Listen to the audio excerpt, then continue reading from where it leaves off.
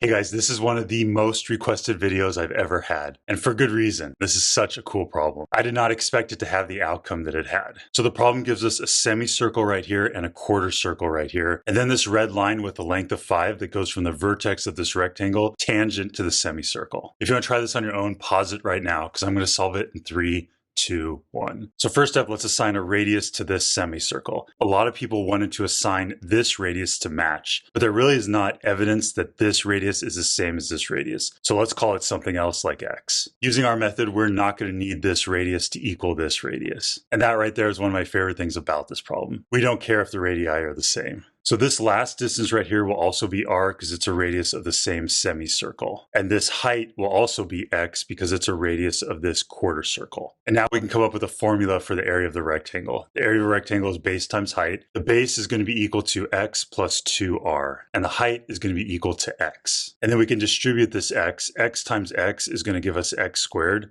And x times 2r is going to give us 2xr. And this is a very nice formula for the area. For the next step, let's draw a segment from this point of tangency to the center of the semicircle. And this distance is also a radius of the semicircle, so it's going to be r. This right here is going to be a right angle. Every radius that intersects a tangent line at the point of tangency is at right angles. So now we have a nice right triangle, so we can do Pythagorean theorem. R squared plus 5 squared equals the quantity x plus r squared. We can bring down the r squared. 5 squared is 25, and x plus r squared means x plus r times x plus r. And after we multiply that out, we get x squared plus 2xr plus r squared. And then we can subtract r squared from both sides. On the left-hand side, we have 25, and on the right-hand side, we have x squared plus 2xr. And now we're pretty much done. We wanted to know what is the area of the rectangle, but we know that the area is equal to x squared plus 2xr, so we can plug that in right here. But we also know that x squared plus 2xr is equal to 25. So we can change this to 25. And that's the answer to our question. Let's give it a label of centimeters squared and put a box around it. Even if these radii are not equal to each other, we can find the area of this rectangle is exactly 25 centimeters squared. How exciting. Isn't that cool?